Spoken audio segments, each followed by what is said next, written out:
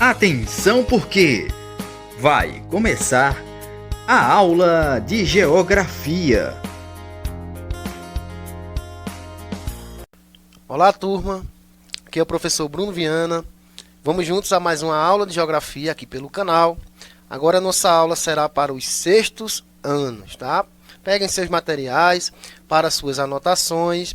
Informem aqui nos comentários seu nome completo, sua turma, sua escola.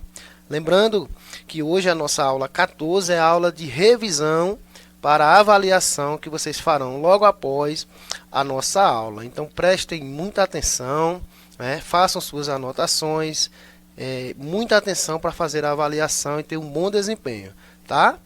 Vamos lá. Antes da nossa revisão, vamos fazer a correção da atividade da aula anterior, tá? Que vocês receberam em casa. Então prestem atenção.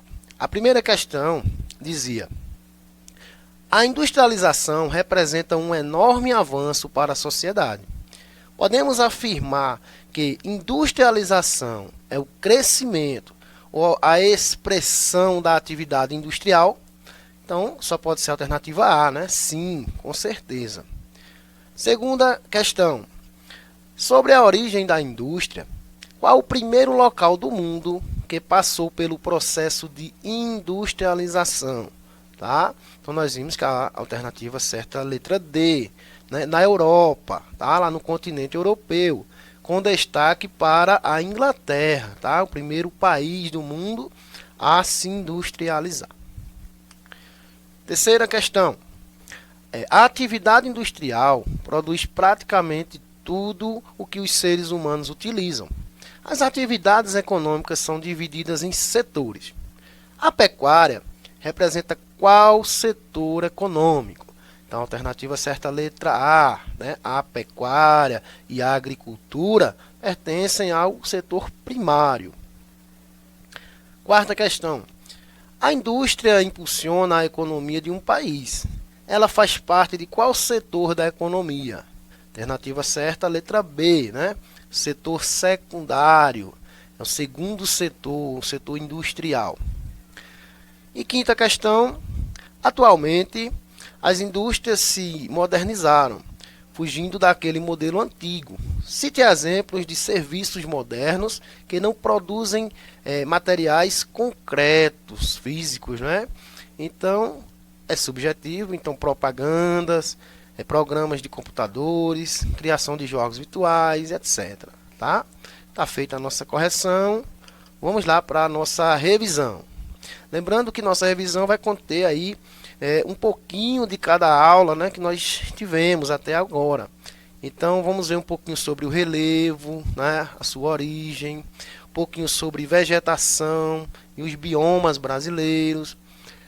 A aula 12, por exemplo, agricultura e pecuária, né? E o processo de industrialização, a dinâmica social e econômica. Tudo isso nós já vimos. Então vamos rever um pouco para você fazer sua avaliação. Vamos lá. Primeiro de tudo, o relevo, né? O que é relevo, professor? Veja, o relevo deve ser entendido como as formas adquiridas pela crosta terrestre. O que é isso, né? A crosta terrestre.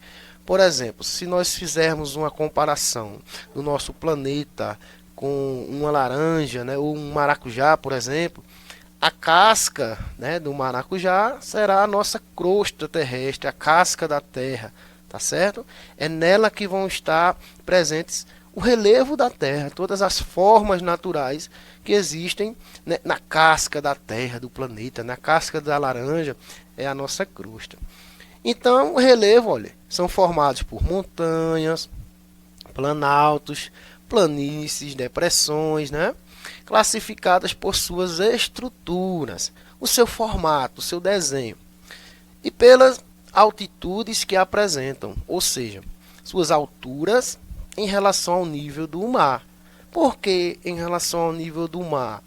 Porque nosso relevo, nossas montanhas, né? Elas são medidas a partir do nível do mar, que vai partir de zero.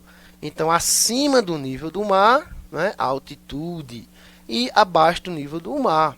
Então, todo o nosso relevo ele vai ter essa medição geográfica acima do nível do mar. Tá? Nessa imagem, nós temos várias formas aí de relevos encontrados no nosso planeta. Então, por exemplo, lá atrás, ó, o pano de fundo, né, da nossa imagem, nós temos aí a cordilheira, que é uma cadeia de montanhas, olha, em sequência, né, de altitude elevada, tá? Por isso chama-se cordilheira. Nós temos as serras, por exemplo, cadeias de montanhas de altitude menor, né, a montanha ali isolada, né, a colina, que é um morro, os planaltos, né, áreas aí, ó, elevadas, onde são construídas várias cidades, tem vários tipos de relevo sobre um planalto, não é? Aqui no Nordeste nós temos o conhecido Planalto da Borborema, tá? Entre o Planalto e as cordilheiras ali, ó, nós temos uma grande depressão, que é onde vai ter um vale, né? O vale é onde vai passar o rio. O rio vai cortar esse vale e vai desenhar aquele terreno, tá? Temos também as áreas de baixa altitude, planícies, né? Áreas mais planas, aonde a sociedade vai começar a plantar, né, a criar, a fazer sua agricultura, seu sistema de colheita para alimentar a população. Então, numa imagem nós temos vários tipos de relevo. Agentes formadores e modeladores do relevo na Terra. A própria natureza, ela vai formar o relevo e ela também pode transformar aquilo que ela criou, tá? Nós chamamos de agentes, tá?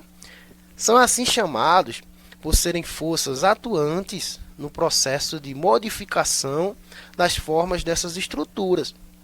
Eles podem ser classificados de duas maneiras, olha, os agentes internos ou externos, tá? Os agentes internos, eles vão criar, vem de dentro da Terra para fora. E os externos, eles vão modelar, tá? Vão transformar aquilo que os agentes internos criaram. Então nós temos 4 imagens aí, ó.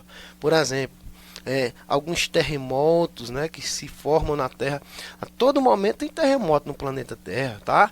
A gente vive num quebra-cabeça, como se chama, o quebra-cabeça tectônico da Terra, tá? Nosso planeta, ele é todo rachado em grandes massas de terras, chamadas placas tectônicas, né, que nós já vimos aí anteriormente. Então esse choque de placas que estão flutuando sobre uma lava, sobre um magma que fica no interior da Terra, né, são essas placas e vão formar esse tectonismo, esse processo de separação e choque de placas. Nós temos também, ó, as planícies alagadas, onde aí a água vai invadir, os rios vão transformar aquela paisagem. Lugares desérticos, onde o vento, né, a ação do vento vai transformando, vai desenhando aquelas rochas. O vento vai levando areia, sedimentos e vai desenhando, né, aquelas rochas. Essa última imagem, olha aí a força do interior da Terra. Uma ilha vulcânica, né, onde a lava, o magma da Terra está saindo por algum vulcão e ele vai, né, pela gravidade, procurando o mar. Quando chega no mar, essa lava, esse magma vai resfriar e vai se transformar em rocha, aumentando aquela ilha, tá? Então nós temos aí várias imagens de agentes internos e externos. Os agentes internos, olha, são formas que atuam do interior da Terra para fora, como eu falei, ó, de dentro para fora. O tectonismo, olha aí, ó, a imagem. A ação do magma no interior da Terra, movimentando as placas, né? Olha aí as placas separadas ali, ó. As placas vão se movimentando. Essa força causada pelo interior da Terra, nós chamamos de tectonismo, tá? Que vem de placas tectônicas.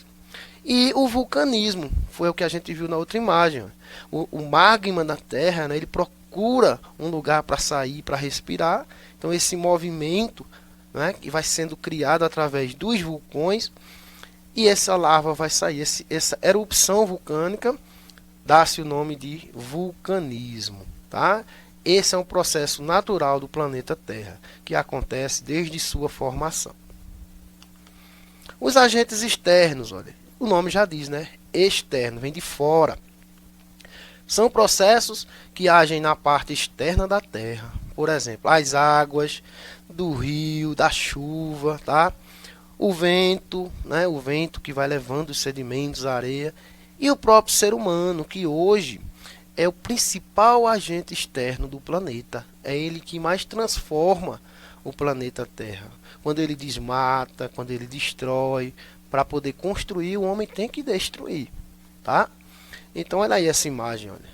A ação dos ventos, das nuvens, o gelo que fica nas geleiras, nas montanhas, ele vai derreter e aquela água vai cavar o relevo, vai formar rios, tá? A própria água do oceano, dos mares, né, nas praias também vai desgastar aquele local, aquele relevo vai ser mudado.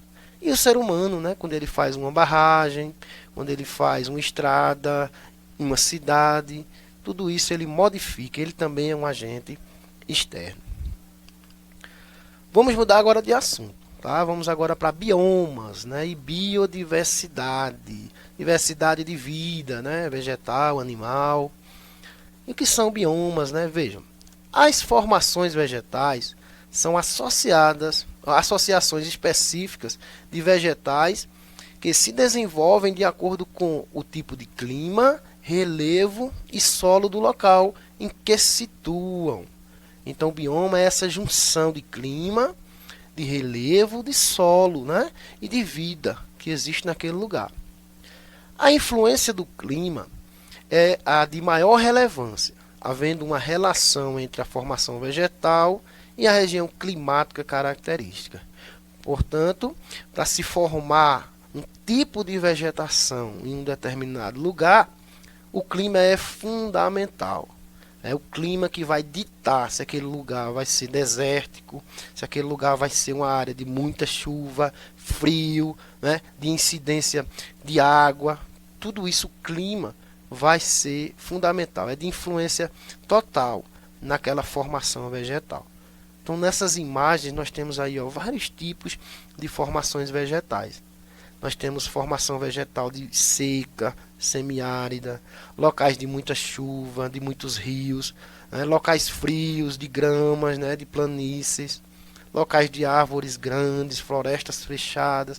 Tudo isso são formações vegetais, né? Rica em florestas, em vegetais e rica em vida animal também. Os biomas brasileiros, olha aí, vamos para o Brasil agora. Quais são os biomas brasileiros? Eles são caracterizados, né, em 6 grandes biomas, tá? Esses são os principais, é o que a gente vai estudar.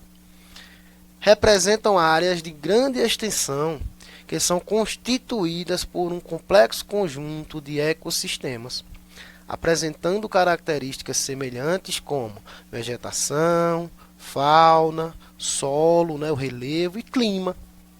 Essas características variam conforme a localização geográfica dessas regiões. Então, como o nosso Brasil, né, o nosso país é um país muito grande, continental, ele tem variedades climáticas e também de vegetações. Cada região do Brasil tem uma vegetação diferente, tem um clima diferente, isso vai influenciar muito, tá? Então, olha aí o mapa do Brasil. Cada cor representa um bioma diferente. Nós vamos ter na cor verde o bioma Amazônia, né? O maior do Brasil, o bioma amazônico, a floresta amazônica está lá. Na cor laranja, o cerrado, né? O bioma do interior do Brasil. O bioma Caatinga, que é o nordestino aqui, mais próximo a nós, aqui o bioma mais seco, de semiárido, né? Pouca vegetação. O bioma da Mata Atlântica, que é o bioma litorâneo do Brasil, olha aí, todo o litoral ali e parte do sudeste. E temos os menores, né, que é o bioma Pantanal e o Pampa, né, que fica lá no Rio Grande do Sul. Vamos ver aqui só alguns, né, que vocês vão precisar na avaliação de vocês, então preste atenção. O bioma Amazônia, por exemplo, olha, é encontrada a maior floresta tropical do mundo, que é a floresta amazônica, sem dúvida, né? Compreende diversos ecossistemas, né? O que é ecossistema, professor? É um sistema ecológico, né? Com variedade de vida vegetal e animal, apresentando uma enorme biodiversidade, de vida, tá? Vegetação, qual é a vegetação de lá? É dividida em mata de terra firme, as árvores altas, onde as árvores vão ter mais solo para crescer, a floresta mais fechada, folhas grandes, né? Onde a floresta é mais alta, mais fechada. A mata de várzea, ou igapó também, né? Com estratos mais baixos, inundados durante quase todo o ano. Ou seja, a floresta mais baixa, onde a água, parte do ano, o rio vai encher, vai inundar aquele local, depois ele seca e volta ao normal. Então, essa é a mata de várzea, né? Ela, parte do ano é alagada e parte do ano é seca. E também uma biodiversidade animal diversa, né? A grande floresta do mundo, com certeza, uma biodiversidade de vida animal gigante. Outro bioma também mais próximo a gente é o da Caatinga. Olha aí, ó. É o único bioma exclusivamente brasileiro. Encontra-se bastante degradado, principalmente devido ao uso incorreto e irracional de seus solos. Nós já temos um bioma seco, né, de semiárido, pouca chuva, e o homem ainda começa a desmatar, continua, né, esse processo de desmatar, de retirada da vida vegetal, de retirada da vida animal. Então ele vai desgastando muito esse solo. Em algumas áreas já se transformam áreas desérticas, sem vida, né? A vegetação, ó, é adaptada ao clima seco. As plantas apresentam mecanismos de armazenamento de água, por exemplo, os cactos, né, o mandacaru, eles têm água retida para sobreviver diante de tanta falta de água, de tanta falta de chuva. Então as plantas vão se adaptar ao seu clima, à sua região. Os troncos são tortuosos, né, espinhosos, e normalmente baixos, né, representando por arbustos e cactos. Normalmente as árvores da caatinga têm espinhos. Por quê? Para se proteger dos seus predadores, né? Aqueles animais que venham a tentar retirá-la. Não? Então as plantas têm seu mecanismo de defesa, são os espinhos. Muito fácil de encontrar aqui na nossa região. Outro assunto também que nós vimos foi a agricultura e a pecuária.